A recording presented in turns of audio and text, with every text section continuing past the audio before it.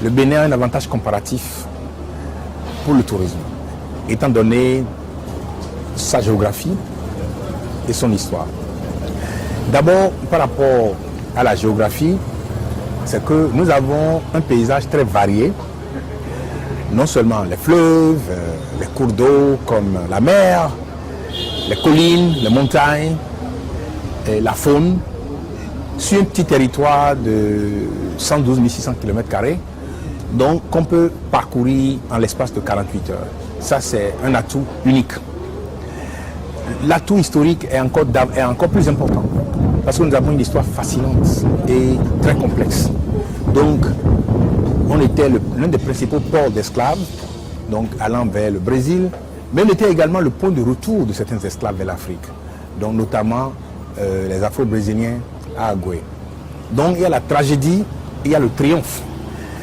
Ensuite, il y a l'histoire fascinante donc, du royaume d'Abomey, très institutionnalisé, très structuré, et notamment la guerre coloniale, avec toutes ces péripéties, les Amazones, l'exil du roi Béhanzin. Par la suite, on a la résistance au nord, notamment la guérilla rurale de Kaba. Donc, c'est des éléments qui sont d'un grand intérêt donc, sur le plan historique et qui pourraient être transformés en de très grands attraits touristiques. Le troisième élément, c'est les grands hommes qui ont marqué l'histoire du Bénin. Donc, j'ai parlé en particulier de Marc Torvald Kenom, qui, en fait, était le père fondateur du panafricanisme, qui était l'un des premiers, en fait, sur le plan international, sur le plan mondial, en train de travailler à le rassemblement et à la conscientisation des Noirs, non seulement pour résister contre la discrimination raciale dans le monde entier, mais également sur donc, mettre fin à la colonisation. Une mort tragique, mort à 49 ans, donc en prison à Dakar.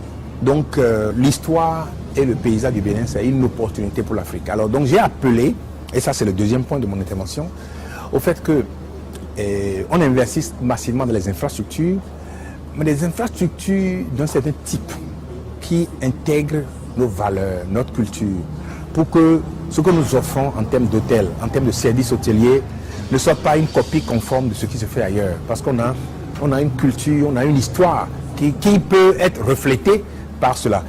J'ai aussi appelé au fait qu'on transforme l'enseignement et la recherche historique en priorité du développement, parce que ça nous permet en fait de transformer tous les Béninois en des agents directs ou indirects du tourisme. Le troisième point de mon intervention, c'est de parler de ce que nous faisons au African School of Economics, qui est une école qui met beaucoup l'accent sur l'enseignement de l'histoire, en même temps que les mathématiques et la statistique. Voilà, donc c'est un mélange unique où nos étudiants ne sont pas seulement formés aux outils d'analyse, mais également on leur donne une connaissance, une assise dans leur histoire et dans leur culture. Et le dernier point, donc nous essayons de faire de notre campus un grand attrait touristique à l'image de ce que nous voulons faire du Bénin.